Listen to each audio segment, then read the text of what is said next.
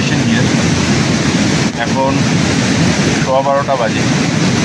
কথা ছিল যে আমরা এই লাস্ট পয়েন্টে পৌঁছবো 12টার মধ্যে। আমি 12টার মধ্যেই পৌঁছে গেছি। আমি আশা করছি যে রাতুল আগেই পৌঁছে গেছে। যে সমস্যাটা হলো আমি এখানে প্রায় 15 মিনিটের উপর বসে আছি। আগে এগিয়েও গিয়েছিলাম কিছুটা, রাতুলকে আমি দেখতে পাচ্ছি না। অনেস্টলি আমার একটু টেনশন হচ্ছে।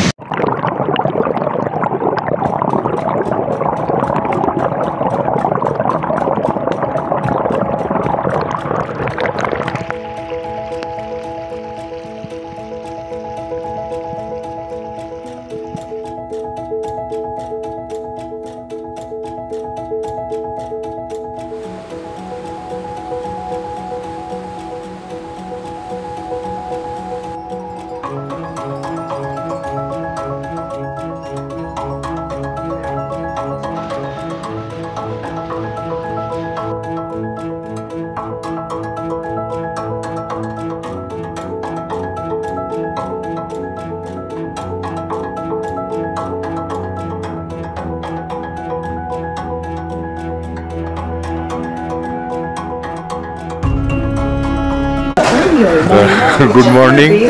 আমরা দাঁড়িয়ে আছি ঠিক নন্দলোকপালের উল্টো দিকে। বেশ দেরি হয়ে গেছে, 8টা বেজে গেছে। আমরা এখন ভ্যালির দিকে যাচ্ছি। সবাই ভোর 4টের সময় উঠে দৌড় দিয়েছে, কিন্তু আর কাল আমাদের যাওয়ার মতো অবস্থা ছিল না। আমরা ঠিকই করেছিলাম যে রেস্ট নেবো, তারপরে যখন মনে হবে আস্তে আস্তে বেরোবো। আমরা কম বেশি রোজই এটা ঠিক করছি। হ্যাঁ, আমাদের এইভাবেই চলছে, কোনো অসুবিধা নেই। নানান কিছু ঘটছে।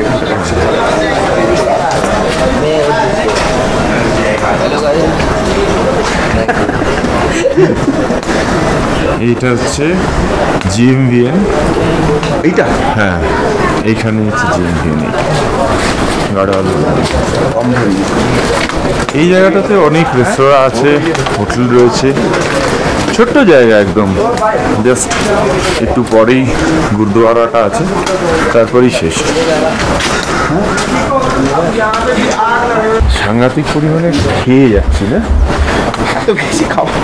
গতকাল আমরা রাত্রে এই লাঞ্চটা সকালে মিস করে গিয়েছিলাম বলে ডিনারে এমন খাবার অর্ডার দিয়েছি যে হোটেলের লোকজন 3-4টে প্লেট নিয়ে চলে এসেছে। আরে ডিনারে যাওয়ার আগে তুমি বলো, বিকেলবেলা 5টার সময় এসে আমরা গাঁতিয়ে চাউমিন খেয়েছি, কফি খেয়েছি, তার সাথে বেশ অনেকগুলো করে বিস্কিট খেয়েছি। 2 ঘন্টার মধ্যে আবার খাই শুরু হয়েছে। আমার মনে হচ্ছে কি খাই একটা অবস্থা ছিল। হ্যাঁ, তো এটা ডিনারে আমরা সাংঘাতিক খেয়েছি। বড় বড় তন্দুরি রুটি গোটা চারেক মেরেছি। অন্তত 4টে মানুষের খাবার আমরা খেয়ে নিয়েছি। যাই হোক, তবে ঘুমটা খুব একটা ভালো হয়নি। যে কোনো কারণেই হোক, খুব ছেঁড়া ঘুম হয়েছে, অথচ ঘুমটা একটু দরকার ছিল। আমার এই এত হাঁটাহাঁটির পর নেই, এত নরম বিছানায় আমার খুব অসুবিধা। একটু শক্ত বিছানা হলে আরামটা ঠিকঠাক হয়। ইনফ্যাক্ট গরমও লাগছিল কাল রাত্রে আমার।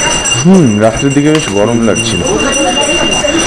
আসলে এখানকার ঠান্ডাটা এখন হ্যাঁ, একদম ঠান্ডা ঠিক সেরকম নয়, স্যাঁতস্যাঁতে একটা মানে আমরা এটা এক্সপেক্ট করি অলওয়েজ।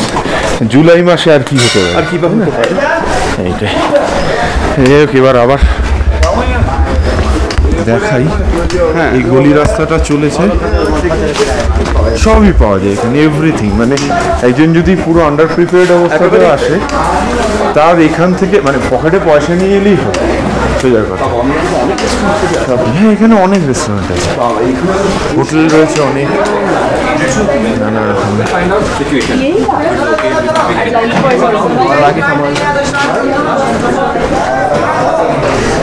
সামনে পাহাড়টা একদম স্ট্রেট একটা ওয়াল, ভার্টিক্যাল ওয়াল উঠে গেছে। হ্যাঁ, এইটা হচ্ছে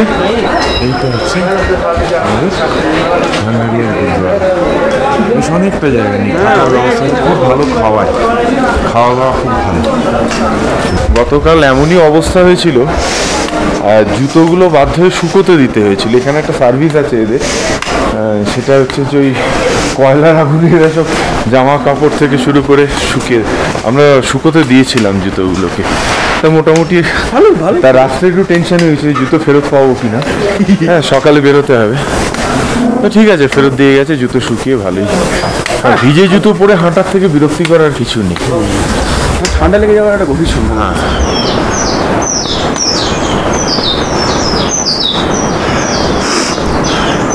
ঘাঙ্গারিয়া ছেড়ে একটু এগোতেই রাস্তা দুভাগ হয়ে গেল। ডান দিকের রাস্তা হেমকুণ্ড সাহিব চলে যাচ্ছে 6 কিলোমিটার, আমরা বাঁ দিকের রাস্তা ধরলাম যেটা আমাদেরকে নিয়ে গিয়ে ফেলবে ভ্যালি অফ ফ্লাওয়ার্স ন্যাশনাল পার্কের ভিতরে। সামান্য আসতেই অসম্ভব সুন্দর একটা বন্য পরিবেশ তৈরি হয়ে গেল, আর কত পাখি।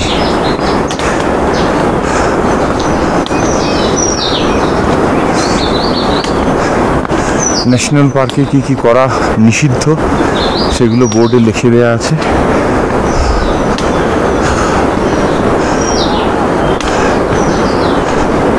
পাখির ডাক অনবদ্য।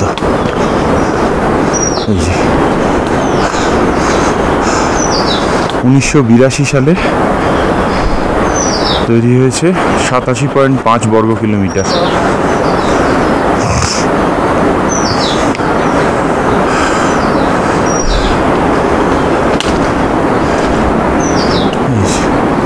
এখানে চেকপোস্ট এন্ট্রি করতে হয়, আর ওই সামনে ভ্যালির গেট। এখন ঠিক 8:30 বাজে, আমরা এই ভ্যালি অফ ফ্লাওয়ার্স ন্যাশনাল পার্কের গেট দিয়ে ঢুকছি। এটা ওয়ার্ল্ড হেরিটেজ সাইটও বটে।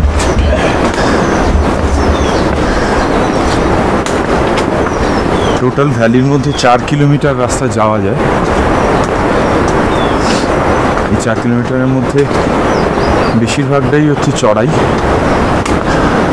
সামনে যে পাহাড়টা দেখা যাচ্ছে ওর একটা রিজ ক্রস করে ভ্যালিতে নামতে হয়। এই ভ্যালিটা হচ্ছে পুষ্পবতী রিভারের ভ্যালি। আমরা অ্যাকচুয়ালি এখন বাঁ পাশে যে রিভারটাকে শব্দ শুনতে পাচ্ছি সেটা হচ্ছে পুষ্পবতী রিভার। কথিত আছে যে পাণ্ডবরা তাদের বনবাসকালে এখানে এসেছিলেন এবং এই নদীর জলে অসংখ্য ফুলের পাপড়ি ভেসে আসতে দেখেছিলেন, তারাই এর নামকরণ করেছিলেন পুষ্পবতী। গরম লাগছে, এই জন্য জ্যাকেট খুলে ফেলতে হলো। আসলে এই সময়টাতে টেম্পারেচার বেশি। পেছন দিকটা ভ্যালিতে পুরো মেঘ, বৃষ্টি নামবে যে কোনো সময়। কাল এত ভিজেছি আর এত হাঁটতে অসুবিধা হয়েছে, আজকে চাইছি না যে খুব সেই একই রকম বৃষ্টিতে পড়ি। যাই হোক, আমাদের চাওয়াতে কিছু আসে যায় না।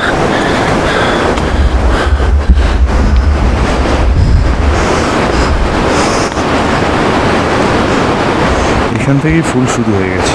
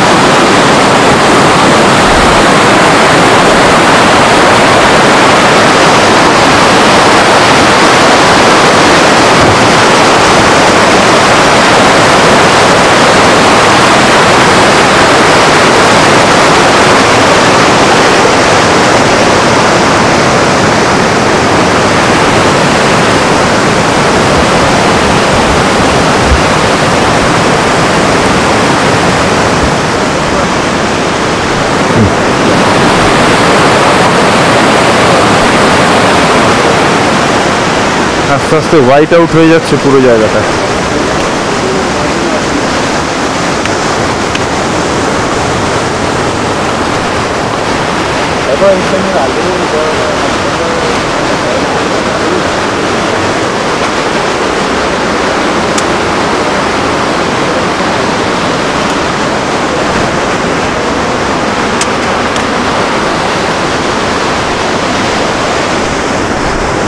ফুলের রাজত্ব এখান থেকেই শুরু হয়ে গেছে।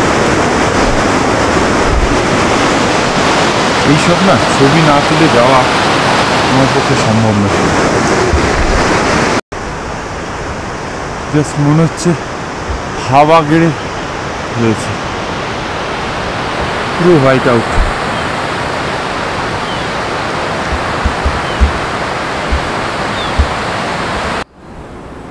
কোনটা ছেড়ে কোনটা দেখি, এক এক পা এগোচ্ছি এক এক রকমের আলাদা আলাদা ফুল। এক আদিম অরণ্য। ফ্র্যাঙ্ক স্মাইথ লিখছেন সেই ফ্র্যাঙ্ক স্মাইথের যুগ থেকে কিংবা তারও আগে মহাভারত রামায়ণের যুগ থেকে এই অরণ্য একই রকম অপরিবর্তিত আছে। এখানে প্রবেশ করা মাত্র একটা আলাদা অনুভূতি মনের মধ্যে জেগে ওঠে। আমি বহুবার আমার অনেক ভ্লগে বলেছি যেমন একটা ভব্য মন্দিরে কি গির্জায় কি গুরুদুয়ারায় প্রবেশ করলে মনের মধ্যে একটা ভক্তিভাব জেগে ওঠে, এই অরণ্যও সেই রকমই।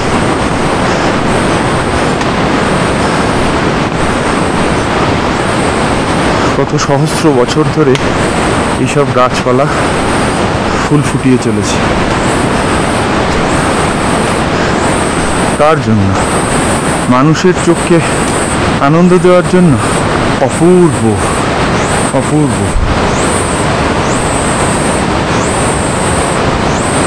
অসাধারণ।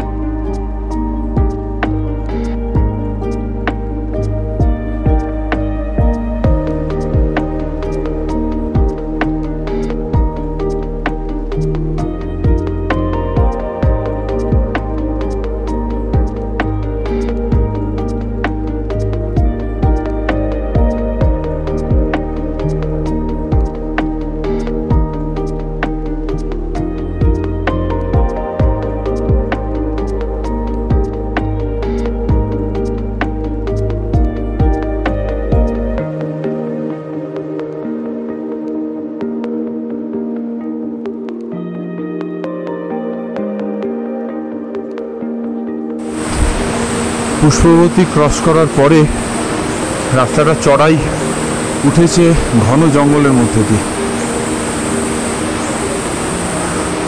মূলত দেওদার পাইনের বন, তার সঙ্গে আরো অন্যান্য গাছ আছে। বেশ চড়াই।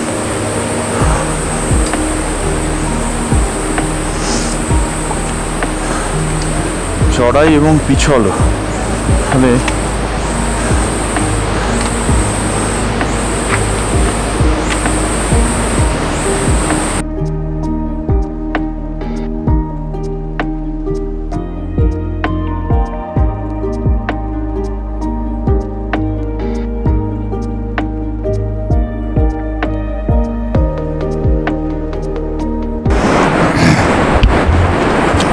আমরা জাস্ট ভ্যালির ওপরে দাঁড়িয়ে আছি। এই নিচ থেকে ভ্যালি শুরু হয়ে গেছে। এই পুরো যত এদিকে বাঁকা যাবে এই পুরোটাই হচ্ছে পুষ্পবতীর ভ্যালি। আর এটাই ভ্যালি অফ ফ্লাওয়ার্স। কিন্তু আশ্চর্য হতে পারে যে এখানে কেন ফুল দেখা যাচ্ছে না। অ্যাকচুয়ালি ফুল সমস্তই আছে এই দিকের পাহাড়ের ঢালগুলোতে আছে।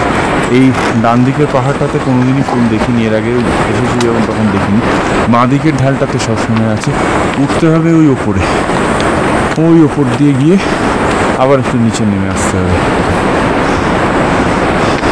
ওয়েদারটা আস্তে আস্তে খুব খারাপ হচ্ছে।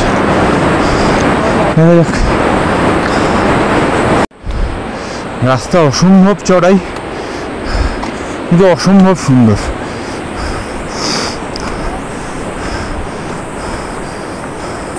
টাল সামলে এবং দম সামলে ব্লগ করাটা একটা সাংঘাতিক চ্যালেঞ্জ হয়ে যাচ্ছে।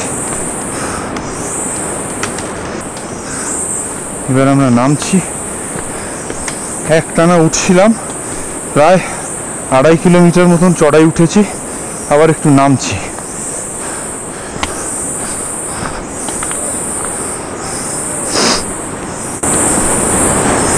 আর নামার সময় সব থেকে বেশি সাবধানতা সতর্কতা নিয়ে চলা উচিত, কারণ সব থেকে বেশি অ্যাক্সিডেন্ট ঘটার চান্স হচ্ছে নামার সময়। একটু ভুলভাল যদি পা পড়ে যায় বডি ব্যালেন্স রাখা সম্ভব না। আর এই যা রাস্তা, তাতে বডি একবার যদি ছিটকে যায় তারপরে পুরো ব্যাপারটা ওপরওয়ালার হাতেই ছেড়ে দেওয়া ভালো। যাই হোক, এই আবার একটু রাস্তাটা পরিষ্কার হয়েছে, এই উপর থেকে নামছি, নেমে এলাম এখান থেকে। হ্যাঁ, এই আবার যাচ্ছি নিচের দিকে। একবারও জলের বোতল বের করিনি, সেভাবে থামিও নি। দমে একটু ঘাটতি হচ্ছে, কিন্তু একটা রিদম ঠিকই চলে আসছে। খুব যে অসুবিধে হচ্ছে তা কিন্তু নয়। আমি এমন হনহনিয়ে চড়াই ভেঙেছি, মোটামুটি 8টায় বেরিয়েও এখন বাজে 10টা 20। মোটামুটি আর 2 কিলোমিটার গেলে পুষ্পবতী নদীর উপত্যকা। আর সামনে বোধহয় কেউ নেই, পেছনে কিছু লোক, ওরা ওই ফুলের মধ্যে থেকে আগাছা বাচ্ছে। ওইখানে রাস্তা যেখানটা আগাছা বাচ্ছে, কিন্তু লোক দেখতে পাচ্ছি না, সব টপকে টপকে চলে এসছে, প্রচুর বেজা বেজা লোকে ভর্তি। এই হচ্ছে আমার রাস্তা। কি দারুণ সুন্দর জায়গাটা, কি দারুণ সুন্দর।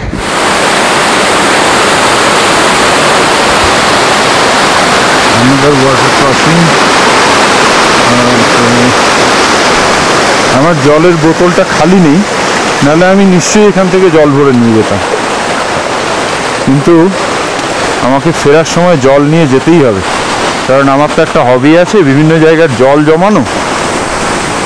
তো পুষ্পবতী রিভারের জল আমায় নিয়ে যেতে হবে।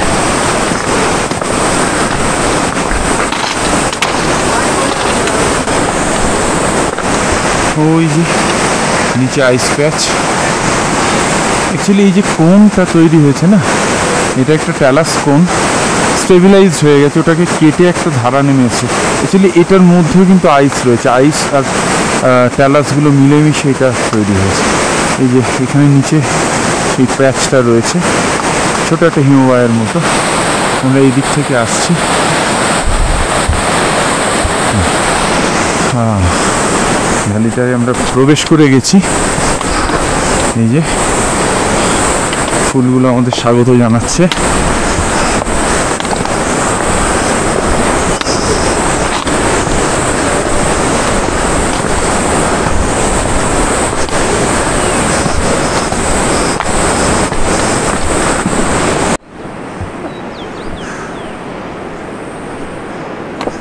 যত এগোচ্ছি ভ্যালি তত ওয়াইড হচ্ছে, পুষ্পবতী তত কাছে আসছে,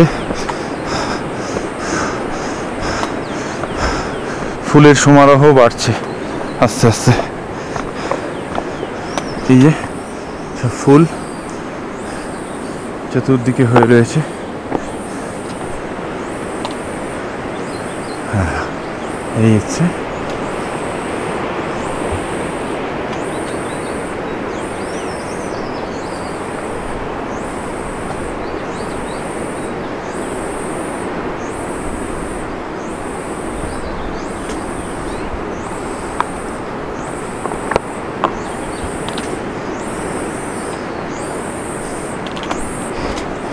এবার দুদিকে ফুল ক্রমশ বাড়ছে রাস্তার দুদিকেই, কিন্তু আমি এখনো অপেক্ষা করে আছি, যার জন্য তার দেখা পাইনি। ভ্যালির আরো ডিপ ইনসাইডে নাকি তারা ফোটে, যার জন্য এত দূর আসা। এটা কি সেইটাই যা আমি ভাবছি? দেখা যাক।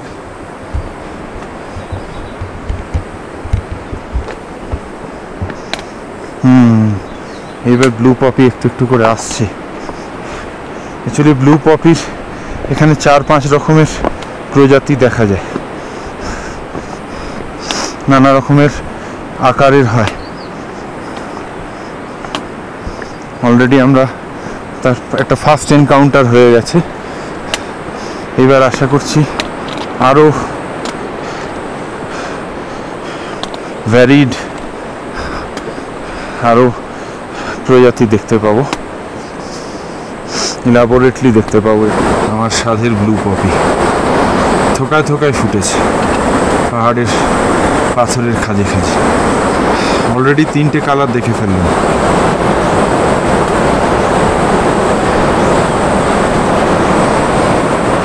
এনারাও কম যান না, সাদাও যে এত কমনীয় হয়। রিনি একা ফুটেছেন।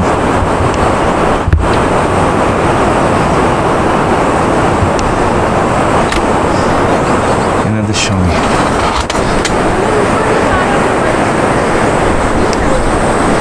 এই সর্বত্রই থোকায় থোকায় ফুটে আছে। এই যে আলাদা আলাদা কালার।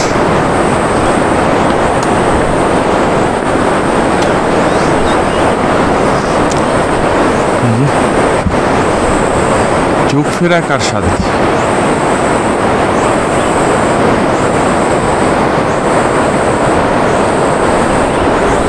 এখানে এনাদেরই রাজত্ব, সব ব্লু পপি। ও আমি জাস্ট বলে বোঝাতে পারবো না আমি কি পরিমাণ এখন খুশি। এই দেখো, এই দেখতেই তো এসেছি, এই দেখতেই এত কষ্ট করে এসেছি। আগের বার এসেছিলাম, এদের দেখা পাইনি। থোকায় থোকায় ফুটে আছে।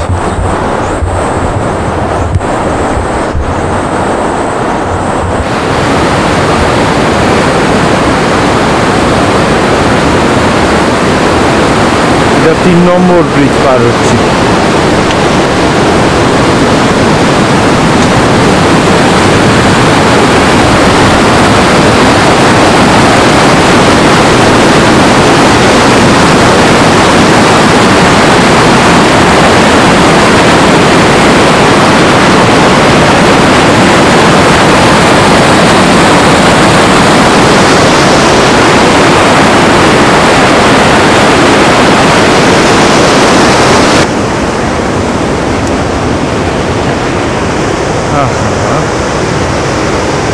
চোখ ফেরানো যাচ্ছে না, জাস্ট চোখ ফেরানো যাচ্ছে না। এইগুলো আবার কি যেন চীনে লণ্ঠন।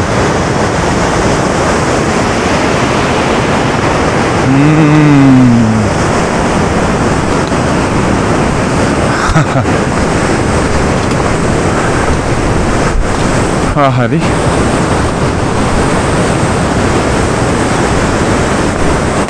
এত সুন্দরও হতে পারে একটা জায়গা।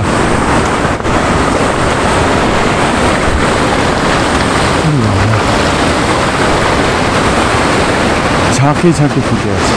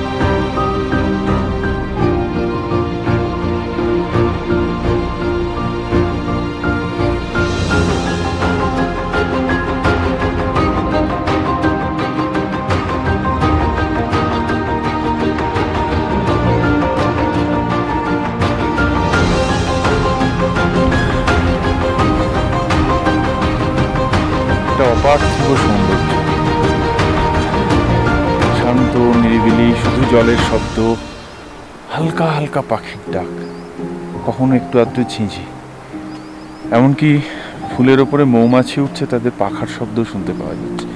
আর এই ফুল আশ মিটছে না দেখে দেখে, অপূর্ব। ঈশ্বর যদি কোথাও থাকেন তাহলে তারা বোধহয় এইরকম সুন্দর জায়গাতেই থাকেন। এই সৌন্দর্যই সম্ভবত ঈশ্বর। বুঝে উঠতে পারছি না কি ফ্রেমে রাখবো আর কি ফ্রেমে রাখবো না, কোনটা ছেড়ে কোনটা দেখাবো। এই দেখুন কেমন ভ্রমর ওড়াউড়ি করছে, সামনে বুগিয়ালটা দেখুন, আর এই যে উঠে গেছে সোজা, এর ওপাশেই নাকি চীন, আর সামনে এই যে এনারা।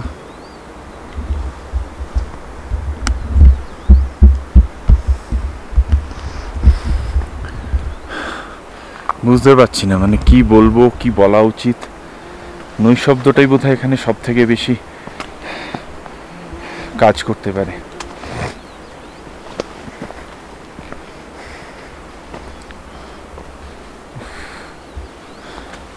প্রায় আমার সমান উঁচু ফুলের ঝোপগুলো।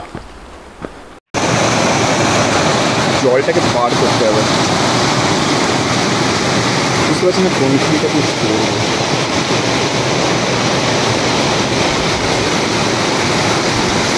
ওইখানটাতে করা যেতে পারে। এই বৃষ্টি ওইখানটা রাস্তা নিয়ে ওই যে দেখা যাচ্ছে পুষ্পবতী নদী, এই পুষ্পবতী নদীর রিভার বেডে আমরা যাবো। ওইখানটা নদীটার উৎস, এই পেছনটাতে গাড়িটাতে এখানটা শেষ। এটাই হচ্ছে সেই পুষ্পবতী নদীর যেটা উৎসর, ওইখানটাতে এই পাহাড়টার পেছন থেকে নদীটা আসছে, এটা ওটা ফ্লোরটা, আর এইখান থেকে নদীটা বয়ে নিচে চলে যাচ্ছে গোটা ভ্যালিটাকে মাঝখান দিয়ে কেটে। গোটা নদীর মাঝখানে খাঁজে খাঁজে লাল লাল প্রচুর ফুল ফুটে আছে। সেই ফুলগুলো আমি আস্তে আস্তে দেখলাম। ইনফ্যাক্ট অনির্বাণদা খানিকটা পেছনে পড়ে আছে, ও অনেকক্ষণ ধরে একটু একটু করে ছবি তুলতে তুলতে ক্যামেরা নিয়ে হাঁটতে হাঁটতে আসছে। আমি ওর জন্য ওয়েট করি, করতে করতে একটা ভিডিও বানিয়ে তুললাম আপনাদের জন্য। প্রচণ্ড খিদে পাচ্ছে। এবার খাওয়ার লাঞ্চটা অনির্বাণদার কাছে, অসম্ভব ভালো খেতে একটা ওই নাক ফল বলে ওরা, লোকাল নাশপাতি, সেটা খেলাম। আর বিস্কিট খেলাম একটু। কয়েকজন পাঞ্জাবি আর হরিয়ানাটি লোকের সাথে আলাপ হলো। তা বসে না থেকে ভাবছি ওই দিকটাতে যাই, অনির্বাণদা চলেই আসবো খানিকক্ষণ পরে। আমি শোর হাঁটতে হাঁটতে অনেকটা দূর চলে আসছে। ওই দূরে দেখা যাচ্ছে আমাদের ডেস্টিনেশন। এবার তার পাশে জঙ্গল ভেঙে ভেঙে একটা পুরনো রাস্তার ইঙ্গিত পেয়ে আমি আর এই ভদ্রলোক আমরা একটা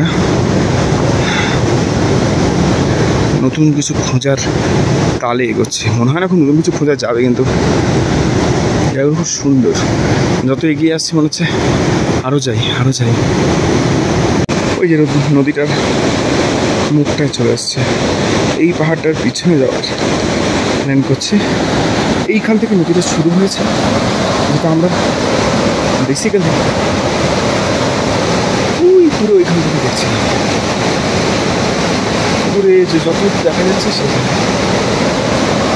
এখন বাকিরা যেতে হবে। দেখি রাস্তা নেই এখান থেকে ওই পারে যাওয়া, কিন্তু ওই যে একটা ছোট্ট ট্রেন দেখা যাচ্ছে, ওইটা ধরে যদি পেছনে কি আছে একবার দেখিয়ে চলে আসবো।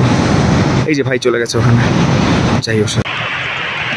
ভ্যালিতে এন্টার করছি। ভ্যালি মানে ভ্যালির এন্ড পয়েন্টে। এই সামনে হচ্ছে পুষ্পবতী রিভার, একদম সামনে ওই গ্লেশিয়ার থেকে বেরিয়ে আসছে, গ্লেশিয়াল মেল্ট দেখতে পাওয়া যাচ্ছে মাউথটা। আর পুষ্পবতীর সাবাস, এইখানে এই বোল্ডার সেকশন নেগোশিয়েট করতে করতে কথা বলতে গেলে যেটা হয়, এই মাত্র একটা আছাড় খাওয়ার অবস্থা হচ্ছিল। এখানে পুষ্পবতীর চরে লাল রঙের একটা ফুল ফুটে আছে ভর্তি হয়ে।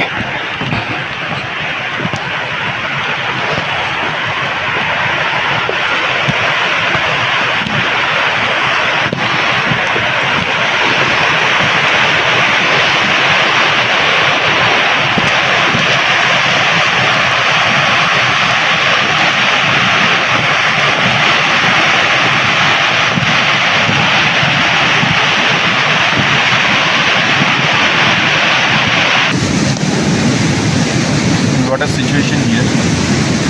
এখন 12:15 বাজে। কথা ছিল যে আমরা এই লাস্ট পয়েন্টে পৌঁছবো 12টার মধ্যে। আমি 12টার মধ্যেই পৌঁছে গেছি। আমি আশা করছি যে রাতুল আগেই পৌঁছে গেছে। কিন্তু সমস্যাটা হলো আমি এখানে প্রায় 15 মিনিটের উপর বসে আছি। আগে এগিয়েও গিয়েছিলাম কিছুটা, রাতুলকে আমি দেখতে পাচ্ছি না। পিছনে কোথাও থেকে যাওয়াটাও খুব অ্যাবসার্ড লাগছে। এখানে কয়েকজন ছিল, তাদের জিজ্ঞেস করলাম, বললো না সামনে দিকে গেছে। কিন্তু সমস্যাটা হচ্ছে যে সামনে যে টানা বোল্ডার ফিল্ড রয়েছে, এখানে না রাস্তা হারানোর চান্স খুব বেশি। ফলে আমি আর ওখানে এগোনোর চেষ্টা করছি না। 12টা বেজে গেছে, এরপরে ওয়েদার খারাপ হতে শুরু করেছে। আলুর পরোটা দিয়ে লাঞ্চ করার কথা, আমি বাধ্যই খেয়ে নিচ্ছি। রাতুলের তো এখানে আছে, আমি প্রতি মুহূর্তে আশা করছি যে ও চলে আসবে কোনো একটা সময় এখানে, সম্ভবত এগিয়ে রয়েছে। কিন্তু আমি অনেস্টলি আমার একটু টেনশান হচ্ছে। তার কারণ সামনে কাউকে আমি দেখতে পাচ্ছি না, কোনো মুভমেন্ট দেখতে পাচ্ছি না। অনেকক্ষণ ধরে আমি চেষ্টা করছিলাম লক্ষ্য করার। দ্বিতীয়ত হচ্ছে সময়টা 12টা পার হয়ে গেছে, ওয়েদার খারাপ হতে শুরু করে। আর বোল্ডার ফিল্ডের মধ্যে নেগোশিয়েট করাটা একটু প্রবলেম হয়ে যেতে পারে। সামনেও বোল্ডার ফিল্ড রয়েছে, যেটা প্রক্রিয়া দিয়ে এখানে আমি খুব আশা করছি যে 8 ঘন্টার মধ্যে রাতুল এখানে পৌঁছে যাবে। আমি অ্যাটলিস্ট এখানে 1টা পর্যন্ত দেখবো, আদারওয়াইজ আমাকে ব্যাক করে দিতে হবে। বুঝতে পারছি না আমি কী বলবো। এনিওয়ে এখন এটা খেয়ে জল টল খাই।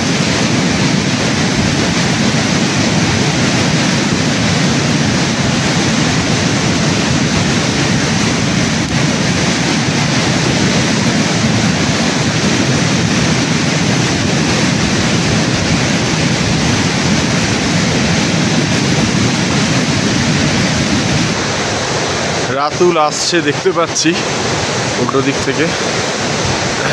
ও সম্ভবত একদম গ্লেশিয়ারের সামনে পর্যন্ত চলে গিয়েছিল। এই জায়গাটা ফ্যাসিনেটিং জাস্ট অপূর্ব।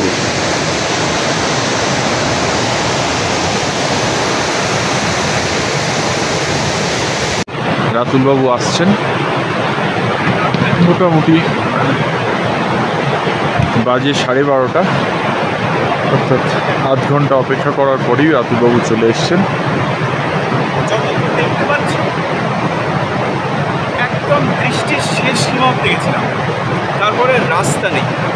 আমি ভেবেছিলাম এরপরেই আর রাস্তা নেই। তুই যেটা গেছিস ওটা বোল্ডার ফিল্ডের ওপর। বোল্ডার ফিল্ড অবধি গেছিলাম, একদম। ওই যে একদম শেষটা দেখা যাচ্ছে। আমি ভেবেছিলাম ওখানে কোনো একটা আইস বেড গোছে কিছু থাকবে। ওই যেটা দেখছিস হ্যাঁ, সামনে যেটা দেখছো, ওই যেটা দেখছিস ওটা অ্যাকচুয়ালি আইস বেড। তুই কিন্তু ওটাকে পাথর মনে হলো। বুঝতে পারলি না, তার কারণ ওটার উপরে অনেকটা ওই পাথর পড়ে রয়েছে। আচ্ছা। ওই পাথরের নিচেই রয়েছে আইসটা। ওইটার পেছনে যাওয়ার তাল করছিলাম আমরা, কিন্তু আমরা কোনো ট্রেল পেলাম না। লাস্ট মোমেন্টে একটা ছোট দেখতে পেলাম, দেখো একদম এই যে সবচেয়ে পাহাড়টা নেমে এসছে, ওইটাতে উঠবার আমরা চেষ্টা করলাম না, এবং কোনো রাস্তা নেই, খানিক হাঁচর পাচর করে জামা প্যান্ট।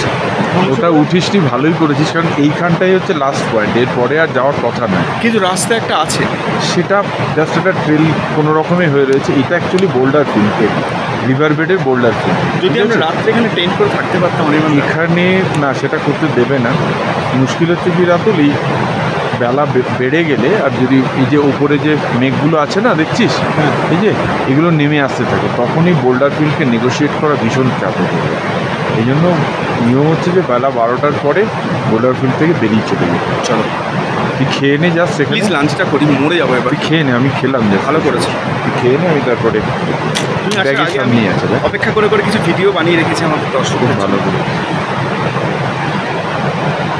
ওটা নিয়ে আমার একটু চিন্তা হয়ে গিয়েছিল। আমি এখানে বুঝতে জিজ্ঞেস পারছি। করছি যে আছে, তারপর একটি ছেলে বললো যে হ্যাঁ একজন আছে, সে ওপর দিকে গেছে, এইটা ছাড়িয়ে ওপর দিকে গেছে।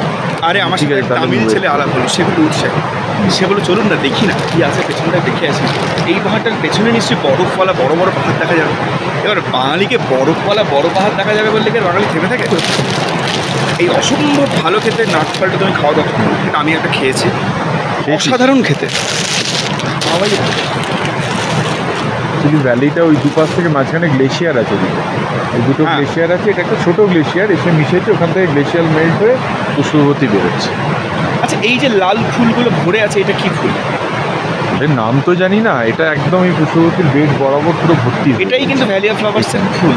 না এটা শুধু না, পুরো ভ্যালিটাই এখন পুরো ওই ব্লু পপিতে ভর্তি হয়ে গেছে। লক্ষ্য করেছিস কি? ওইগুলো ব্লু পপি নয় বললো যে আমাকে। না, ওটা ব্লু পপ। আমি জিজ্ঞাসা করলাম এটা কি ব্লু পপি, বললো না এটা ব্লু পপি নয়। 4টে টাইপ এখানে হয়। চল আবার ফেরত যাওয়ার সময় আমি ওই জন্য এবার তুমি আমাকে কিন্তু ছাড়বে না। এবার